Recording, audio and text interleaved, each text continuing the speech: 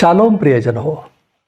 अनुग्रह प्रार्थना सहभागितेच्या आजच्या ह्या ऑनलाईन उपासनेमध्ये आपल्या सगळ्यांचं मनपूर्वक स्वागत. प्रार्थना करूया आणि नेहमीप्रमाणे ही उपासना प्रभूच्या हातात देऊया. प्रार्थना करू. परमदयाळू परमेश्वरा, आमच्या उद्धारक देवा, तू आमचा तारणारा आहेस, आम्हाला खंडून घेतलेला आहेस यासाठी की तुझं आमच्यावर प्रेम आहे. प्रभू, आमच्यावरील प्रीतिस्तव तू येशू ख्रिस्ताची योजना केलीस यासाठी की त्याच्याद्वारे आमचा उद्धार व्हावा, आम्हाला मुक्ती मिळावी, आमच्या पापांची क्षमा व्हावी. प्रभू, आम्ही काहीही केलं असतं तरी देखील असा यज्ञ करू शकलो नसतो, म्हणून तूच हा यज्ञ केलास. आपल्या एकुलत्या एका पुत्राला त्या वधस्तंभावर तू आमच्यासाठी दिलंस. प्रभू, आम्ही मनापासून तुझे आभारी आहोत, तुझे उपकार मानतो आणि प्रभू आम्ही तुझी स्तुती करतो. त्यासाठीच आज तुझी उपासना करण्यासाठी, तुझी आराधना करून तुझ्या सानिध्याचा अनुभव घेण्यासाठी आम्ही एकत्र आलेलो आहोत. तुला प्रार्थना करतो प्रभू, ही आराधना तू मान्य करून घे आणि तुझा आशीर्वाद आम्हाला मिळू दे आणि तो आशीर्वाद आम्ही इतरांना द्यावा. आमच्या जीवनाचा उपयोग तुझा गौरव होण्यासाठी व्हावा यासाठी होऊ दे. ही सर्व उपासना तू आपल्या हातात घे. येशू आमचा तारणारा, त्याच्या नावाने ही प्रार्थना केली आहे म्हणून तो ऐक. आमेन. चला तर प्रियजन हो, प्रभूची उपकार स्तुती करूया. आज मुंबईहून मिसेस सुवार्ता तिवारी आपल्यासाठी काही गीतं गात आहेत. आपल्या परिचयाचे असतील तर आपण अवश्य त्यांच्याबरोबर गा. प्रभूची उपकार स्तुती करूया.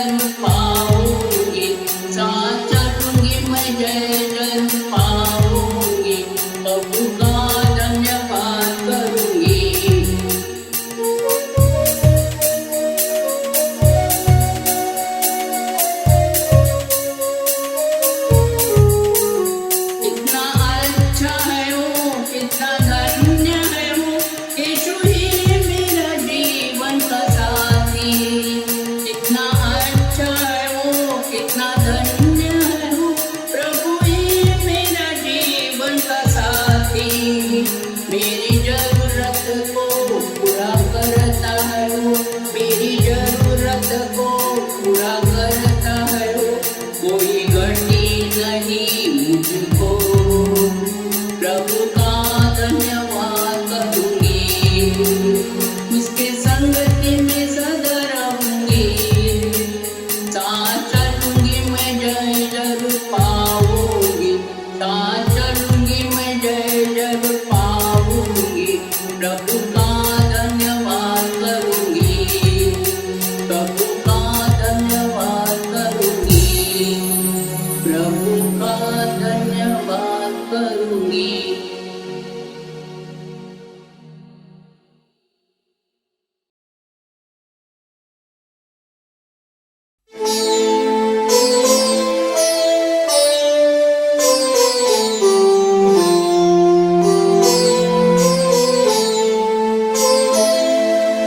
तेरे सामर्थ से परदेशु रहूं मैं तेरा सदा। पवित्र आत्मा से भर दे मुझे, पवित्र रहूं सदा। तू छू ले मेरा प्रभु, तू छू ले मेरा यीशु, तू छू ले मेरा प्रभु, तू छू ले मेरा यीशु। तेरे सामर्थ से भर दे यीशु, रहूं मैं तेरा सदा। पवित्र आत्मा से भर दे मुझे, पवित्र रहूं सदा। हर मुश्किल को संभव करने वाला तू ही तो मेरा खुदा। हर बीमारी से चंगा करने वाला तू ही तो मेरा खुदा। Hallelujah, hallelujah. हर मुश्किल के संभव करने वाला तू ही तो मेरा खुदा। हर बीमारी से चंगा करने वाला तू ही तो मेरा खुदा। तू छू ले मेरा प्रभु, तू छू ले मेरा यीशु, तू छू ले मेरा प्रभु, तू छू ले मेरा यीशु। Hallelujah, hallelujah. मुझको तू छू ले राजा, धन्य मैं हो जाऊं। दिन की सिंहासन में बस जा, सामर्थ से भर जाऊं। हालेलुया,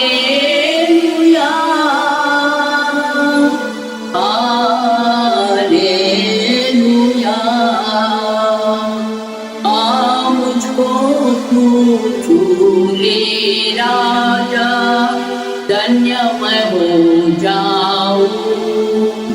दिल की सिंहासन में बस जा, सामर्थ से भर जाऊं।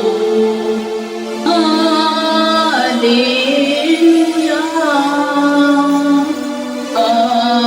हालेलुया। तू छू ले मेरा प्रभु, तू छू ले मेरा यीशु, तू छू ले मेरा प्रभु, तू छू ले मेरा यीशु।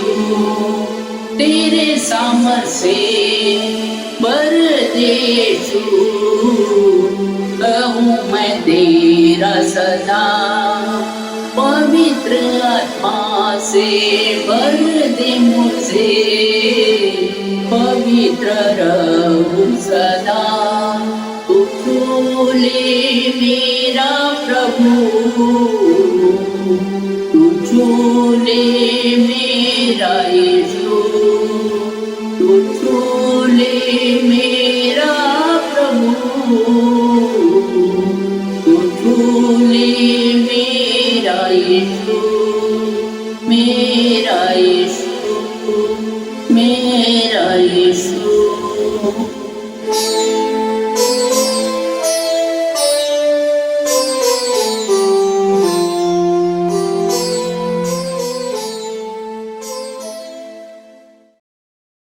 सुवार्ताताई, या सुंदर गाण्यांमध्ये तुम्ही प्रभूची स्तुती करण्यासाठी आमचं सहाय्य केलं. तुमचे मनपूर्वक आभार. आता देवाचं वचन वाचूया.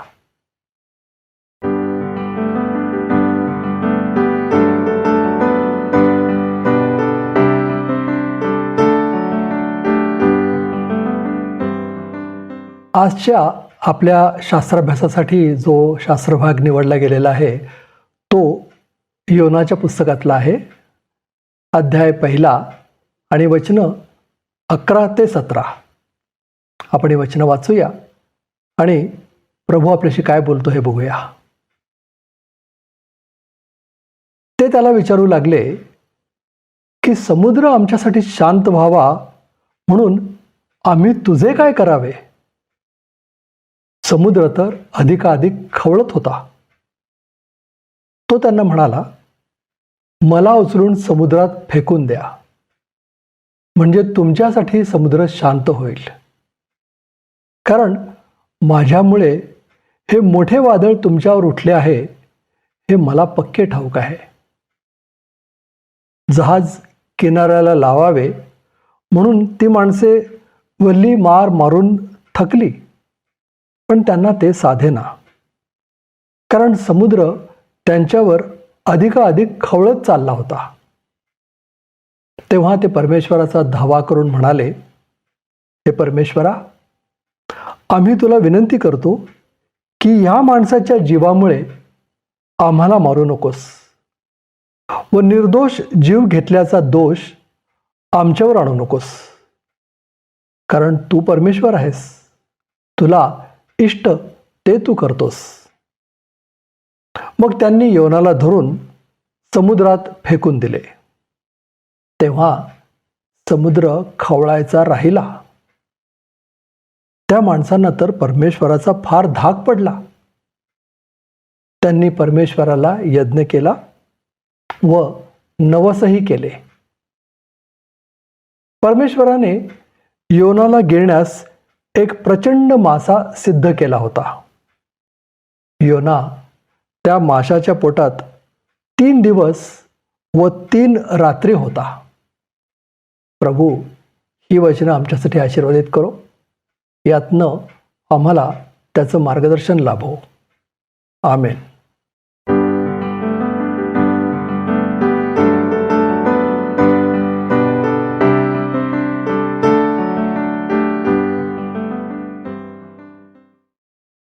प्रियजन हो, आता वेळ झाली आहे संवादाची. हो, रेव्हरंड संजय डेव्हिड गायकवाड आपल्याशी संवाद साधतायत.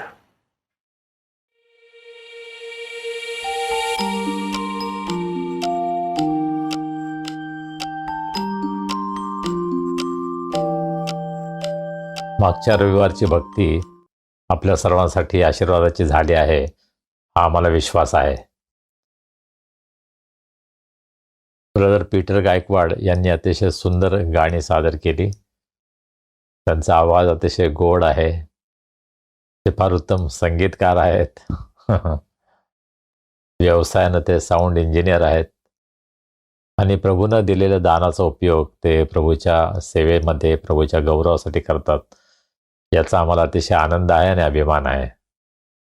आपल्यापैकी अनेकांनी आपल्या प्रतिक्रिया दिल्या आहेत. ही गाणी तुम्हाला खूप आवडली. ब्रदर पीटर यांचा आवाज अतिशय गोड आहे. आणि आम्ही सुद्धा दोघं जण ऐकत होतो आणि आम्ही विचार केला की प्रत्येक वेळेला ऐकताना एक वेगळाच आनंद मिळतो. असं वाटतं की ते ऐकतच राहावं. आत्तापर्यंत आपण अनेक वेळेला हे गाणं ऐकलं असेल, परंतु तरीही आपण जेव्हा ते ऐकतो तेव्हा त्यामध्ये आपल्याला आनंद मिळतो, आशीर्वाद मिळतो. आणि माझी आपल्याला ही विनंती आहे की आपण आता त्याच्याबरोबर गायचा पण प्रयत्न करूया. कदाचित आम्हाला त्याच्यासारखं गाता नाही येणार, परंतु ही जी अर्थपूर्ण गाणी आहेत ती त्याच्याबरोबर गाण्याचा आपण नक्कीच प्रयत्न करूया. मी नेहमी सांगत असतो आपल्यापैकी ज्यांना ज्यांना गाता येतं आपण आपली गाणी रेकॉर्ड करा आणि आम्हाला पाठवा. वैयक्तिकरित्या दोघेजण किंवा कुटुंब या नात्यानं आपण गाणी गाऊ शकता आणि आपल्या घरात बसून आपण गाणे रेकॉर्ड करा, आम्हाला ते पाठवा आणि पीटर त्याच्यावर सोपस्कार करेल. त्यासाठी आवश्यक असणारं म्युझिक आणि इतर गोष्टी ही कामं पीटर फार चांगलं करतो. मी सुद्धा जेव्हा गाणं गातो तेव्हा मी उपासना संगीतातलं गाणं सरळ गातो, पण त्याला साथ मात्र तो देतो आणि अतिशय सुंदर ते गाणं होतं. त्यामुळे येणाऱ्या दिवसांमध्ये अधिकाधिक लोकांनी गावं ही माझी इच्छा आहे. मागच्या रविवारचा जो शास्त्रभाग आहे तो आपल्यासाठी ब्रदर श्याम सुंदर शिरसाट यांनी वाचला. अतिशय सुंदर त्यांनी वाचला. त्याबद्दल आपल्या सर्वांच्या वतीनं मी त्यांचे आभार मानतो. पण शास्त्र वाचन करणं ही सुद्धा एक कला आहे असं मला वाटतं आणि आम्ही सर्वांनी ते डेव्हलप करायला पाहिजे. आम्हाला सर्वांनाच त्यांच्यासारखं उत्तमरित्यानं कदाचित वाचता येणार नाही, परंतु आपण प्रयत्न करायला काय हरकत नाही. आणि प्रत्येक वेळेस आपल्याला सुधारणा कशी करता येईल हे सुद्धा आपण पाहायला पाहिजे. आणि पहा, ऑनलाईन भक्तीची एक गोष्ट आहे की तुमच्यासमोर कोणी नसतं. त्यामुळे तुमचं जरी चुकलं तरी तुम्हाला कोणी सांगत नाही लगेच. नंतर अर्थात कदाचित तुम्हाला सांगितलं जाईल, परंतु मला असं वाटतं आपल्या ऑनलाईन भक्तीमध्ये आम्हाला उत्तेजन देणाऱ्या गोष्टी पुष्कळ आहेत आणि म्हणून मी तुम्हा सर्वांना उत्तेजन देऊ इच्छितो की या भक्तीमध्ये भाग घ्या. येणाऱ्या दिवसांमध्ये 2 महत्त्वाच्या सभा आपण घेणार आहोत. आपले गेट टुगेदर 19 ऑगस्ट रोजी संध्याकाळी 6 ते 8 किंवा 11 ते 1. आपण वेळ अद्याप ठरवली नाही, परंतु आपण जरूर या सभेला यावं अशी माझी आपल्याला विनंती आहे. प्रार्थना करा.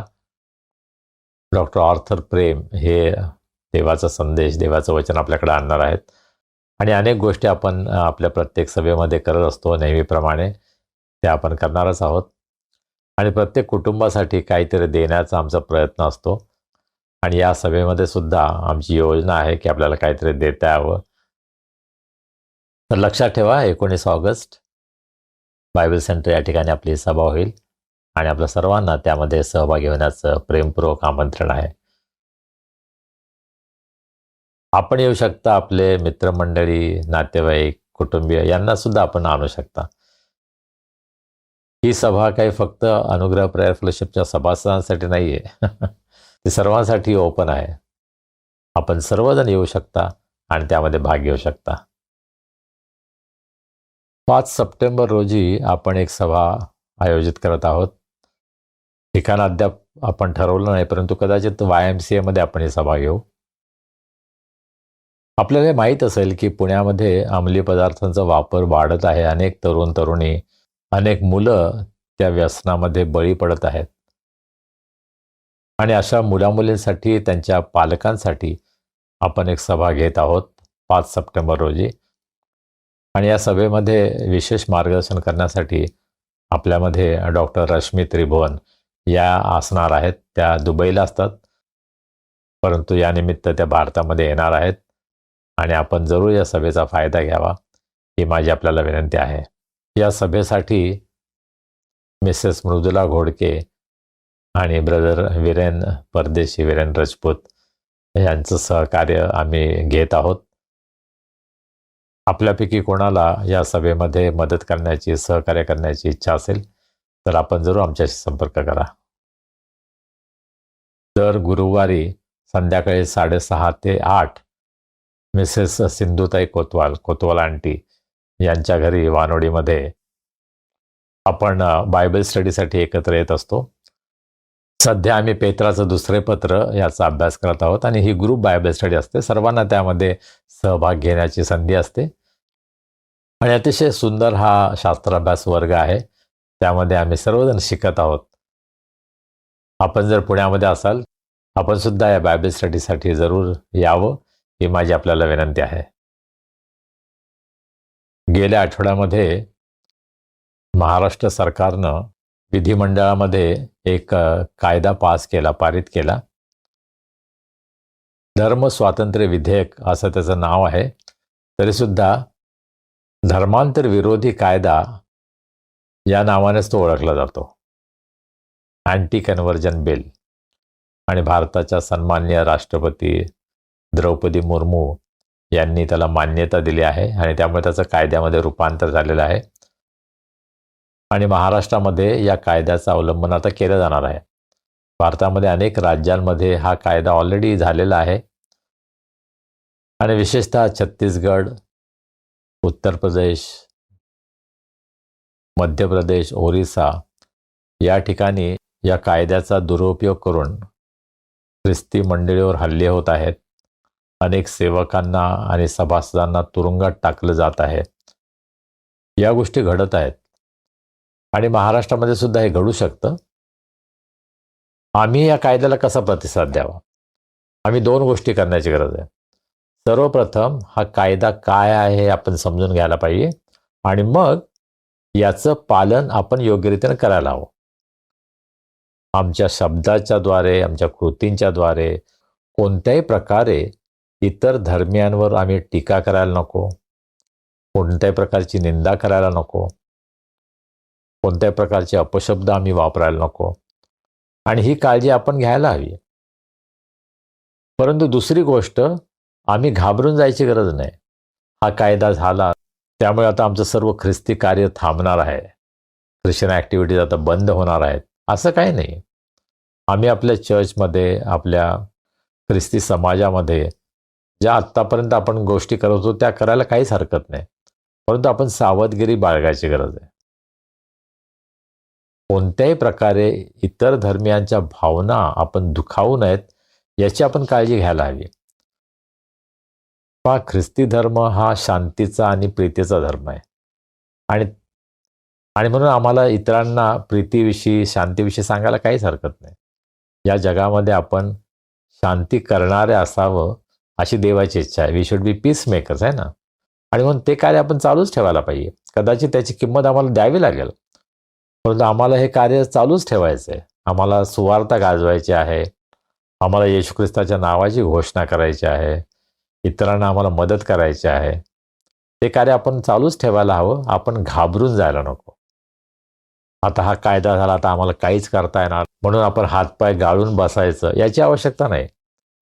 देवानं आम्हाला धैर्याचा आत्मा दिलेला आहे आणि म्हणून आपण कोणत्याही परिस्थितीमध्ये विचलित न होता, निराश न होता, घाबरून न जाता आपलं जे कार्य आहे ते आपण पुढे चालू ठेवायचं आहे आणि त्यासाठी आपण एकमेकांना उत्तेजन देऊया. या दिवसामध्ये आम्हाला खूप प्रार्थना करण्याची गरज आहे. आम्हाला इतरांसाठी मध्यस्थीच्या प्रार्थना करण्याची गरज आहे. एकमेकांना आपण उत्तेजन देण्याची, धीर देण्याची, मदत करण्याची गरज आहे. पण आज अनेक मंडळांमध्ये काय चालू आहे? भांडणं चालू आहेत. एकमेकांचा राग, द्वेष केला जातो. एकमेकांवर दोषारोप केले जातात, निंदा केली जाते. ते सर्व थांबवून आम्हाला प्रभूमध्ये एकमेकांसाठी काय करता येईल, कसं उत्तेजन देता येईल, मदत करता येईल, या दृष्टिकोनातून प्रत्येक मंडळीनं आज विचार करण्याची गरज आहे. पण दुसरी मोठी समस्या आज काय आहे ख्रिस्ती मंडळांमध्ये? आमच्यामध्ये एकही नाही आहे. आम्ही प्रत्येकजण स्वतःचं चर्च कसं चांगलं आहे, मोठं आहे, महत्त्वाचं आहे हे इतरांना पटवून द्यायचा प्रयत्न करतो. मला असं वाटतं आपण थांबवायला हवं. आपण एकमेकांचा आदर करायला शिकूया, एकमेकांवर प्रीती करायला शिकूया, एकमेकांना क्षमा करायला शिकूया आणि आम्ही कोणत्याही मंडळीचे असो, कोणत्याही डिनॉमिनेशनचे असो, आम्हाला ख्रिस्तामध्ये एकत्र येण्याची गरज आहे. पण ज्यावेळेस मंडळीवर संकट येतं त्यावेळेस मंडळी एक होते, हा इतिहास आहे आणि कदाचित देवाची इच्छा आहे की आम्ही एक यावं. त्यामुळं देव या गोष्टींना परवानगी देत आहे आणि आम्ही हा समय ओळखून, देवाची इच्छा समजून घेऊन, प्रभूमध्ये एकत्र येऊन, प्रभूमध्ये एकमेकांना धीर, उत्तेजन देऊन प्रभूचं कार्य पुढं नेण्यासाठी आम्हाला एकमेकांना मदत करण्याची, उत्तेजन देण्याची आज गरज आहे. हा जो कायदा महाराष्ट्रामध्ये आता पारित झालेला आहे, त्याचा अवलंब आता सुरू झालेला आहे, त्याला तुमचा काय प्रतिसाद असेल, तुमचं याविषयीचं काय मत आहे ते ऐकायला मला आवडेल. तुम्ही व्हॉट्सॲप मेसेजेस करू शकता, तुम्ही फोन करू शकता. आमचा व्हॉट्सॲप ग्रुप आहे, तिथे जॉईन होऊन त्यामध्ये आपण चर्चा करू. आणि या दिवसांमध्ये एक ख्रिस्ती या नात्यानं कुटुंब, मंडळी, समाज, आमच्या संस्था, आम्ही कशा प्रकारे पावलं उचलण्याची गरज आहे यासंबंधी तुमच्या काही व्यावहारिक सूचना असतील तर त्या जरूर आम्हाला कळवा. तुमच्या प्रतिसादाची आम्ही वाट पाहतो, अपेक्षा करतो. देवबाप आपल्या सर्वांना आशीर्वाद करो.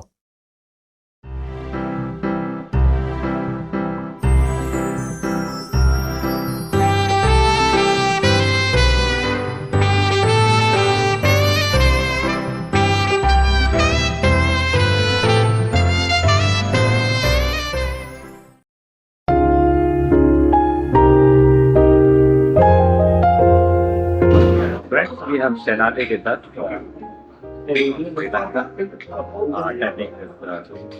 Asia Partners on Church of Freedom. You want to share our experience with us? मी शेनाली आहे आणि मी National Christian Evangelical Alliance of श्रीलंकासाठी प्रोग्राम्स कोऑर्डिनेटर म्हणून काम करते. National Christian Evangelical Alliance of Sri Lanka गेल्या 70 वर्षाहून अधिक काळापासून कार्यरत आहे आणि आमचे ध्येय देशात परिवर्तन घडवून आणण्यासाठी चर्चला एकत्र करणे हे आहे. आणि आम्ही डिसायपलिंग अ नेशन या चौकटीसह काम करतो, जिथे अगदी मुख्य म्हणजे आम्ही ज्या सेवेत गुंतलो आहोत ती राष्ट्रामध्ये शिष्य बनवणे ही आहे. आणि आमचा असा ठाम विश्वास आहे की सुवार्ता प्रसार हा खरोखर शिष्यत्वाचा प्रारंभ आहे, केवळ अंतिम ध्येय नाही. तर मला वाटते की या परिषदेत वैयक्तिकरित्या माझ्यासाठी एक मुख्य शिकवण ही आहे की शिष्य बनवण्यासाठी तुम्हाला स्वतःलाही शिष्य व्हावे लागते. आणि मला वाटते की ही अशी गोष्ट आहे ज्याबद्दल मी खरोखर शिकले.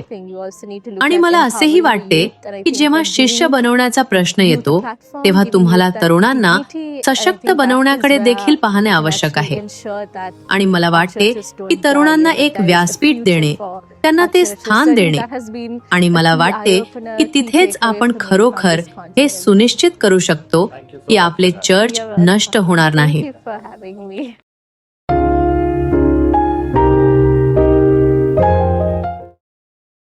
प्रियजन हो, आता वेळ झाली आहे दानार्पणाची. उपासना संगीतामधून हे आपल्या परिचयाचे गीत आहे, ते गाऊया आणि आपलं दान प्रभूच्या चरणी आणूया.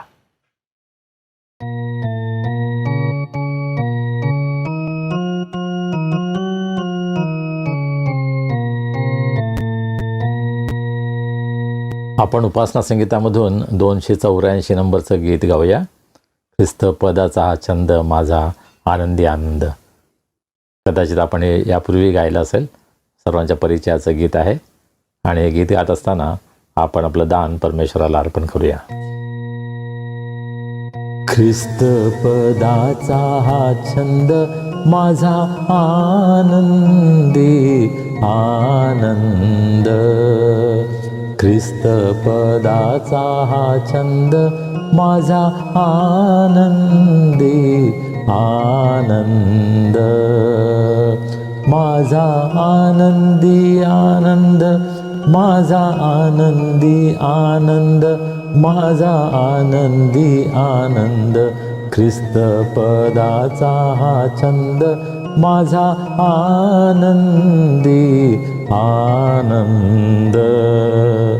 मूळ रोगाचे निदान आज केले ख्रिस्ते जाण.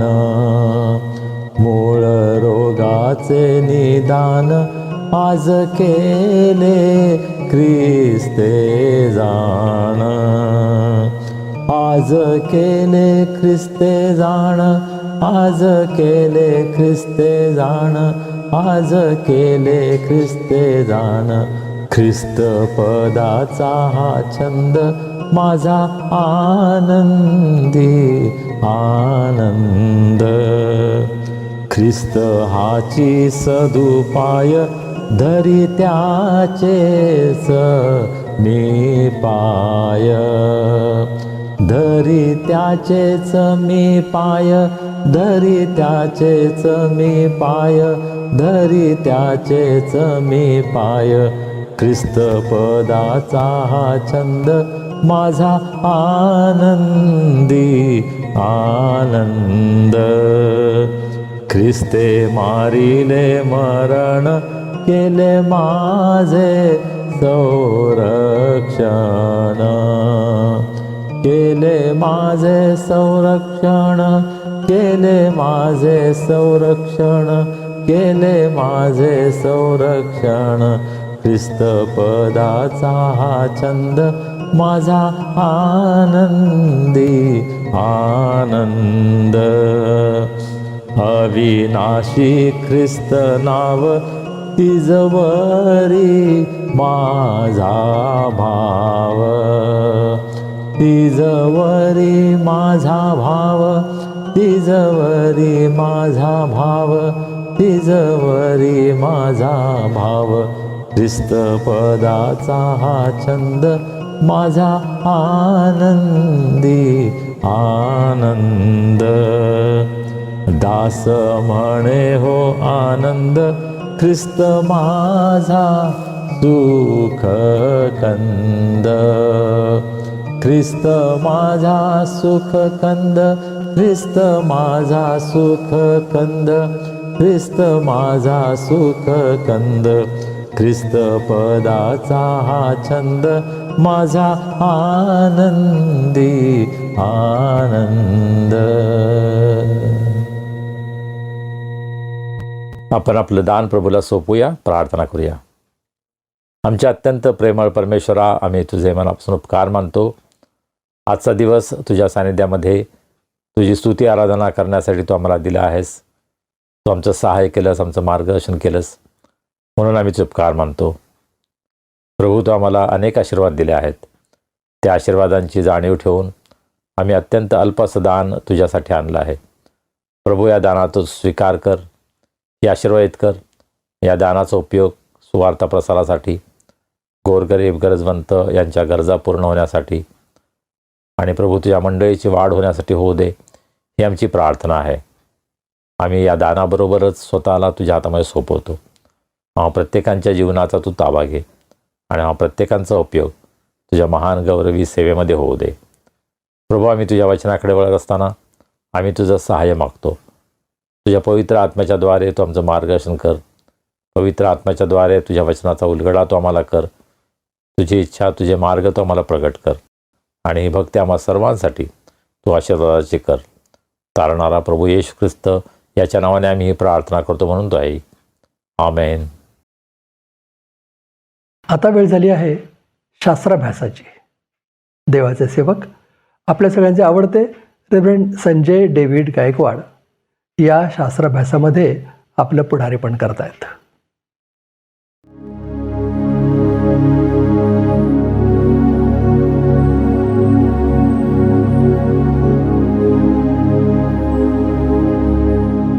आपण आपल्या शास्त्राभ्यासाकडे वळूया. योना संदेशाच्या पुस्तकाचा आपण अभ्यास करत आहोत. मागच्या रविवारी 11 आणि 12 ही वचनं आपण पाहिली. खलाशी योनाला म्हणतात, समुद्र आमच्यासाठी शांत व्हावा म्हणून आम्ही तुझं काय करावं.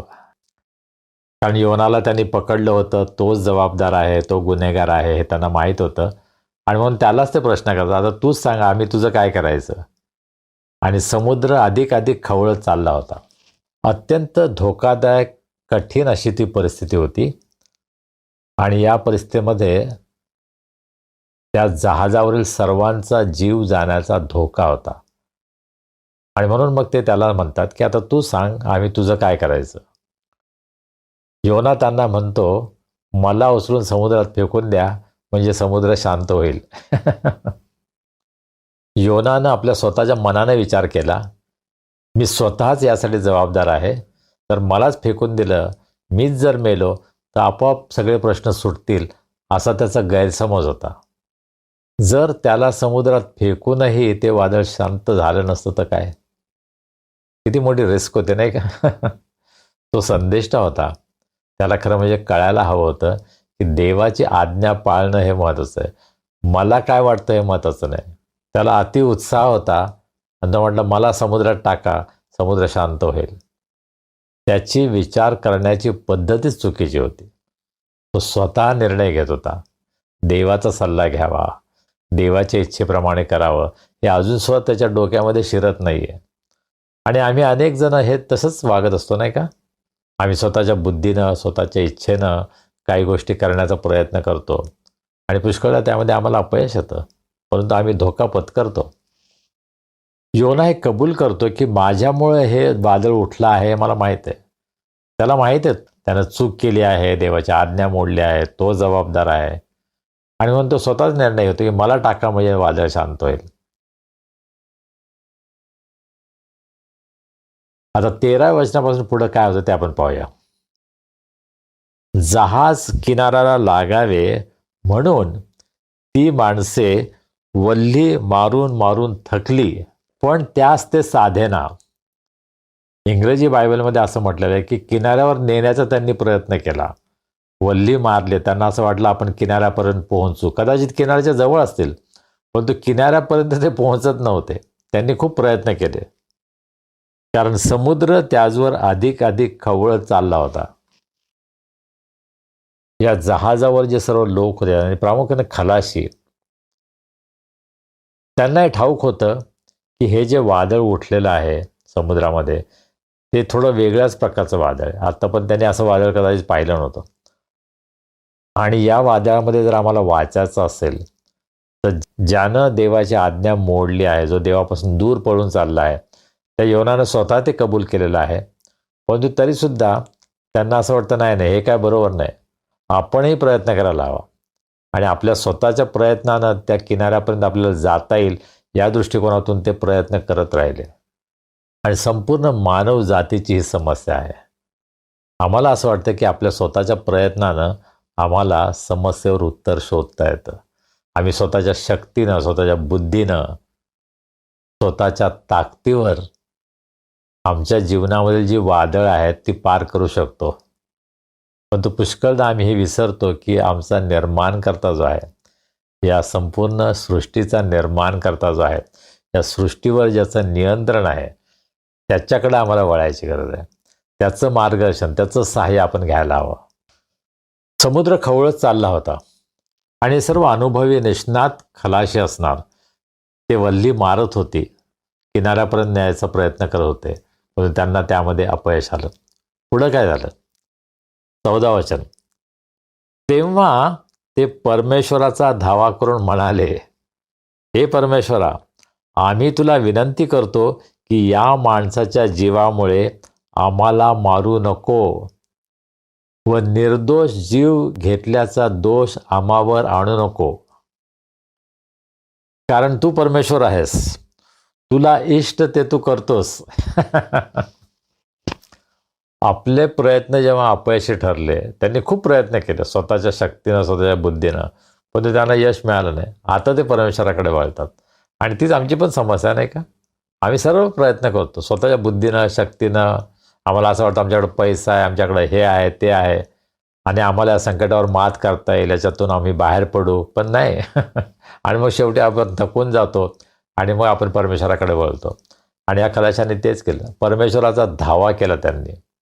एक गोष्ट चांगली झाली की इंग्रजीमध्ये जो शब्द वापरला लॉर्ड, म्हणजे तो फक्त यहोवा देवासाठीच शब्द वापरण्यात येत होता. यहोवा देवाकडे त्यांनी प्रार्थना केली, आरोळी मारली, मदत मागितली. हे सर्व जे लोक होते ते यहोवा देवाला ओळखणारे नव्हते, परंतु या संकटांमुळं ते आता जिवंत देवाकडे वळलेत, देवाची ते प्रार्थना करतात. ही फार चांगली गोष्ट नाही का? कधी कधी आमच्या जीवनामध्ये संकट येतात आणि त्या संकटातून सुटण्यासाठी आम्ही देवाकडे जातो. ही फार चांगली गोष्ट आहे. निदान अशा वेळेला तरी आम्हाला देव आठवतो, ही चांगली गोष्ट आहे. आणि देवाची प्रार्थना करून ते काय बोलतात? हे परमेश्वरा, आम्ही तुला विनंती करतो ते परमेश्वराला विनंती करतात की या माणसाच्या जीवामुळे आम्हाला मारू नको. या माणसानं तुझी आज्ञा मोडली आहे, याच्यावर तू क्रोधित झालेला आहेस आणि त्याच्यामुळे तू आम्हाला पण आता मारू नकोस. त्यांना भीती वाटत होती की या एका माणसामुळं त्याचा तर जीव जाईलच, पण आमचा पण जीव जाईल. आणि ते हे पण म्हणतात की निर्दोष जीव घेतल्याचा दोष आम्हावर आणू नको. मला असं वाटतं हे मंडळी फार चांगले लोक आहेत. ते अतिशय प्रामाणिक दिसतात. ते देवाची प्रार्थना करतात आणि ते म्हणतात ते याच्यामुळे आम्हाला मारू नको, आणि आम्ही जर याला आता समुद्रात टाकलं तर त्याचा दोष तो आम्हावर लावू नको. निर्दोष जीवाची हत्या केल्याचा दोष आम्हावर लावू नकोस. त्यांचा सत्सद विवेक जागृत होता आणि म्हणून ते अतिशय कळकळीनं प्रामाणिकपणे देवाची प्रार्थना करत आहेत. आणि फार चांगली गोष्ट आहे. माणसाच्या जीवनामध्ये अनेक संकटं येतात.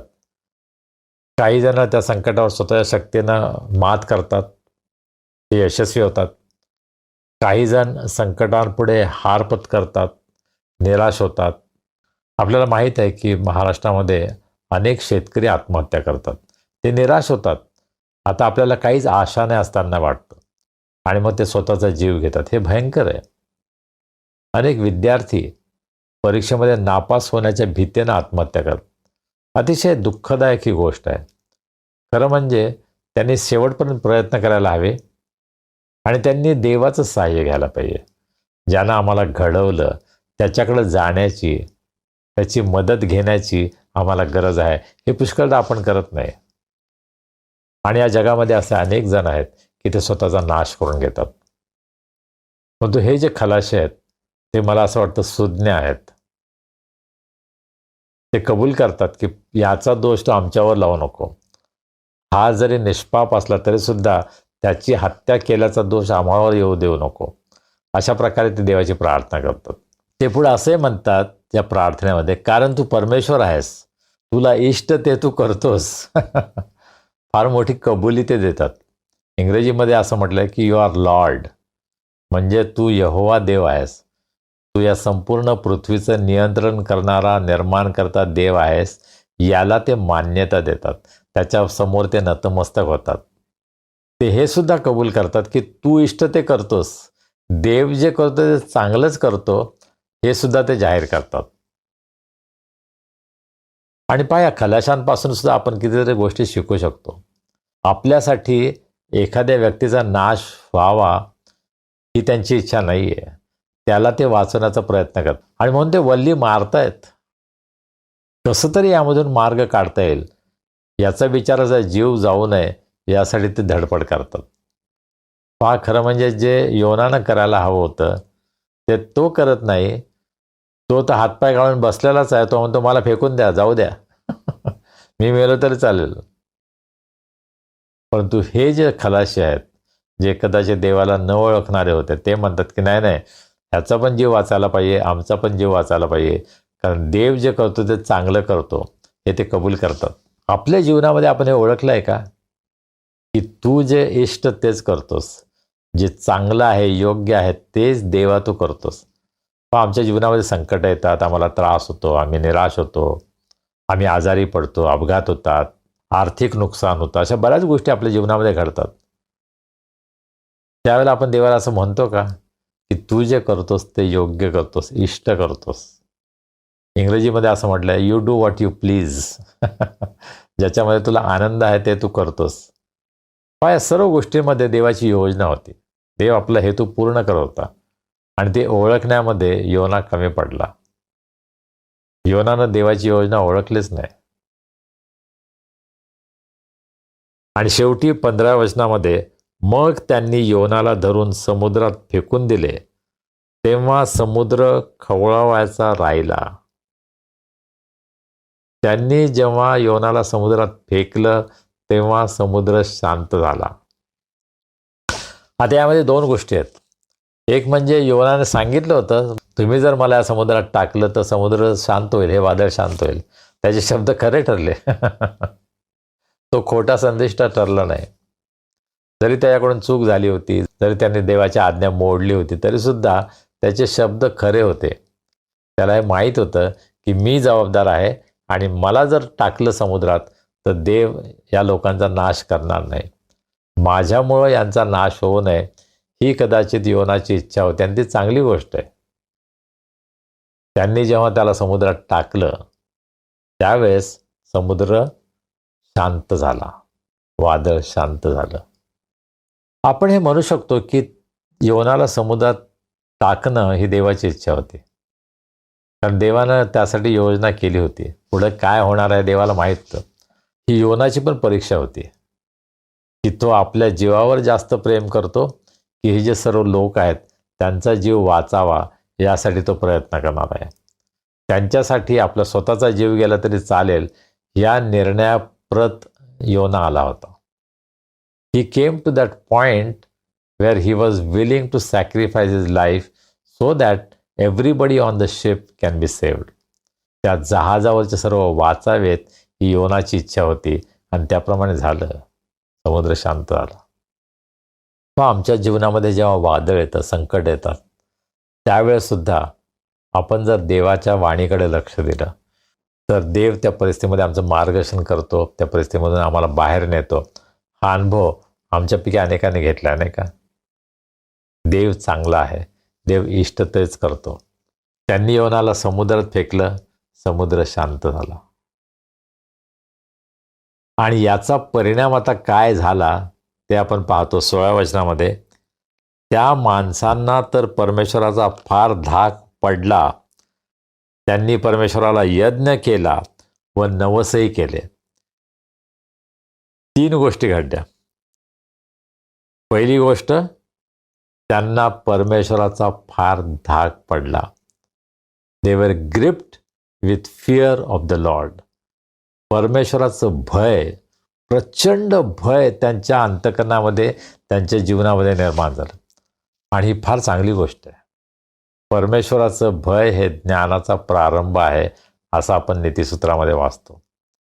पण आज सर्वात मोठी गरज मानवाची कोणती असेल तर माहिती आहे का ती काय? आमच्यामध्ये परमेश्वराचं भय असलं पाहिजे. परमेश्वराचं भय जर असेल ना तर इतर सर्व गोष्टींवर आम्हाला मात करता येते. आमच्या सर्व समस्या सुटू शकतात जर आमच्या अंतःकरणामध्ये परमेश्वराचं भय असेल तर. आणि हे जे खलाशी आहेत त्यांना परमेश्वराचं भय पडलं. परमेश्वराच्या भयानं त्यांचं जीवन भरून गेलं. आणि योनाच्या बाबतीमध्ये जे काही झालं त्याचा एक फार चांगला परिणाम हा झाला की परमेश्वराचं भय या सर्व लोकांमध्ये निर्माण झालं. दुसरी गोष्ट ही झाली, त्यांनी परमेश्वराला यज्ञ केला. पाहतो काळ असा होता की परमेश्वराने जर प्रार्थना ऐकली, परमेश्वर जर आमच्यावर प्रसन्न झाला, परमेश्वराने आम्हाला एखाद्या संकटामधून पार नेलं, वाचवलं, तर त्याला यज्ञ करण्याची त्या काळामध्ये पद्धत होती. आपली कृतज्ञता व्यक्त करण्यासाठी त्यांनी यज्ञ केला. इंग्रजीमध्ये जो शब्द वापरला sacrifice, they made sacrifices to the Lord. आणि हे यहुदी लोकांची पद्धत होती. इतर लोकसुद्धा हे करत होते, परंतु यहुदी लोक परमेश्वराला यज्ञ करत होते. देस टू ऑफर सॅक्रिफाइसेस. आणि विश्वासाचा पिता अब्राहम, त्या काळापासून आपण पाहतो की अब्राहमानं सुद्धा यज्ञ केला. आपल्या मुलाचा यज्ञ करण्यासाठी स्वतः तयार झाला. आणि यज्ञ करणं म्हणजे देवाचे आभार मानणं, देवाची स्तुती करणं, देवासाठी देणं. पण आमच्यासाठी याचा अर्थ काय आहे? आम्ही कशा प्रकारचे यज्ञ करू शकतो? होय, आम्ही आमच्या तोंडाचं फळ म्हणजे स्तुती देवाला अर्पण करू शकतो. परंतु त्यापेक्षा सर्वात मोठं काय आहे ज्याचा आम्हाला यज्ञ करायचा आहे?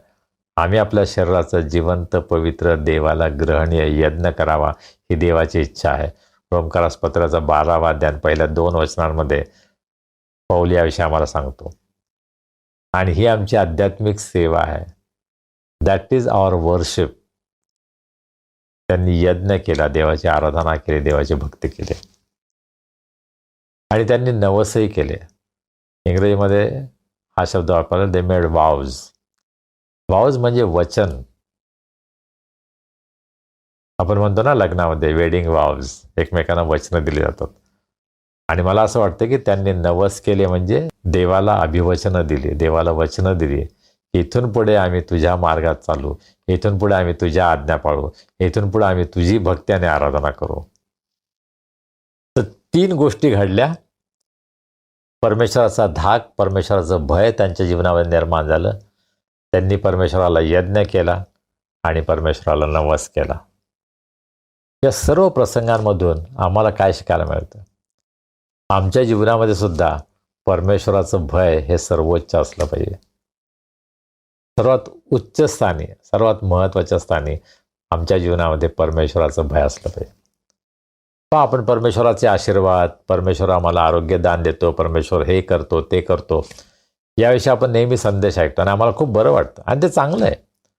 पण आम्ही परमेश्वराचं भय धरायला हवं, याविषयी आपण ऐकतो का? त्याची किती आवश्यकता, नाही का? आमच्या जीवनामध्ये परमेश्वराचं भय आहे का? माझी साक्ष काय आहे? आपली साक्ष काय आहे? परमेश्वराला त्यांनी यज्ञ केला. They offered sacrifices. आम्हाला रोज आणि रोज परमेश्वराला यज्ञ करायचं आहे. आमच्याजवळ जे काही आहे ते आम्हाला परमेश्वरासमोर सादर करायचं आहे. पण त्यापेक्षा महत्त्वाचं काय आहे? आपलं संपूर्ण जीवन आपल्याला परमेश्वराच्या हातामध्ये द्यायचं आहे, यासाठी की देवानं त्याच्या इच्छेप्रमाणे आमच्या जीवनाचा उपयोग करावा. देवाला त्यांनी वचनं दिली, नवस केले, आम्ही तुझ्यासाठी हे करणार आहोत. पण ज्यावेळेस आपण स्वतःचं समर्पण देवाला करतो ना, त्यावेळेस आम्ही काय करावं हे देव आम्हाला सुचवतो, दाखवतो. ज्यावेळेस आम्ही आपलं संपूर्ण समर्पण त्याला करतो, तेव्हा आमच्या जीवनामध्ये त्याची काय इच्छा आहे ती तो प्रगट करतो. आमच्या प्रत्येकाच्या जीवनासाठी देवाची योजना आहे आणि प्रत्येकासाठी ती वेगळी आहे. माझ्या जीवनासाठी काय योजना आहे हे मला माहीत आहे. तुमच्यासाठी देवाची काय योजना आहे हे तुम्हाला माहीत आहे. मी ते तुम्हाला नाही सांगू शकणार. आपण स्वतः त्याचा शोध करायचा आहे. चला, आज आपण निश्चय करूया, मी परमेश्वराचं भय बाळगेन, मी परमेश्वरासाठी यज्ञ करेन, परमेश्वराच्या आज्ञेमध्ये राहण्याचं वचन मी त्याला देईन. देव बाप आपल्या सर्वांना आशीर्वाद करो. आमेन. प्रार्थना करूया. हे आमचे अत्यंत प्रेमळ परमेश्वरा, आम्ही तुझे मनापासून उपकार मानतो. आज तुझ्या सानिध्यामध्ये तुझ्या पायाजवळ बसून तुझी स्तुती आराधना करण्यासाठी, तुझ्या वचनावर मनन करण्यासाठी तू आज आमचं सहाय्य केलंस. तुझी कृपा तू आम्हाला पुरवलीस. प्रभू, तुझ्या पवित्र आत्म्याच्याद्वारे या वचनांचा उलगडा तू आम्हाला केला आहेस, हा आमचा विश्वास आहे. प्रभू, तू आम्हाला बोध केला आहेस, मार्गदर्शन केलं आहेस आणि त्याप्रमाणे आम्ही तुझ्या आज्ञेचं पालन करावं, तुझ्या भयामध्ये आम्ही वाढावं, आपल्या जीवनाचा यज्ञ आम्ही तुला करावा, तुझ्या आज्ञांचं पालन आम्ही करावं, तुझ्या वचनामध्ये आम्ही राहावं, यासाठी प्रभू आम्हा सर्वांचं सहाय्य कर. आज आम्ही प्रार्थना करतो, आमच्यामध्ये जे आजारी आहेत, दुःखी आहेत, निराश आहेत, संकटात आणि त्रासात आहेत, प्रभू तू दया कर, कृपा कर. त्यांच्या सर्व संकटातून, त्रासातून त्यांना बाहेर काढ. त्यांना तू उत्तम आरोग्य दे, त्यांची तू काळजी घे, त्यांच्या सर्व गरजा तू पूर्ण कर. ज्यांचे वाढदिवस आहेत, विवाहाचे वर्धापन दिन आहेत, त्या सर्व प्रियजनांबद्दल आम्ही तुला धन्यवाद देतो, तुझी स्तुती करतो. आजपर्यंत तू त्यांना सांभाळलंस, त्यांची काळजी घेतलीस, म्हणून आम्ही तुझे उपकार मानतो. आम्ही प्रार्थना करतो प्रभू, त्यांचं येथून पुढील आयुष्य अधिक आशीर्वादित कर, त्यांची प्रत्येक गरज पूर्ण कर आणि त्या प्रत्येकांचा उपयोग तुझ्या महान गौरवी सेवेमध्ये तू होऊ दे. या येणाऱ्या आठवड्यामध्ये तू आम्हा सर्वांचा सांभाळ कर, आम्हाला सुरक्षित ठेव, निरोगी ठेव आणि तुझी स्तुती आराधना करण्यासाठी, तुझ्या वचनावर मनन करण्यासाठी पुन्हा एकदा तू आम्हा सर्वांना एकत्र आण. मान, महिमा, गौरव आम्ही तुला देतो आणि प्रार्थना तारणारा प्रभू येशू ख्रिस्त याच्या नावाने करतो, म्हणून तो ऐक. आमेन. प्रभूनं शिकवलेली प्रार्थना करूया. हे आमच्या स्वर्गातील बापा, तुझे नाम पवित्र मानले जाओ, तुझे राज्य येवो, जसे स्वर्गात तसे पृथ्वीवरही तुझ्या इच्छेप्रमाणे हो. आमची रोजची भाकर आज आम्हाला दे, जसे आम्ही आपल्या अपराधांची क्षमा करतो तशी तू आम्हाला आमच्या अपराधांची क्षमा कर आणि आम्हास परीक्षित नकोस, तर आम्हास वाईटापासून सोडव. कारण की राज्य, सामर्थ्य आणि गौरव ही सर्व काळ तुझीच आहेत. आमेन. आणि आता देव बापाची प्रीती, प्रभू येशू ख्रिस्ताची कृपा, पवित्र आत्म्याची सहभागिता, शांती, आनंद आणि आरोग्य आम्हा सर्वांसह, आमच्या प्रियजनांबरोबर, देवाच्या सर्व लोकांबरोबर आता आणि सदा सर्व काळ असो. आमेन. सुवंद देवा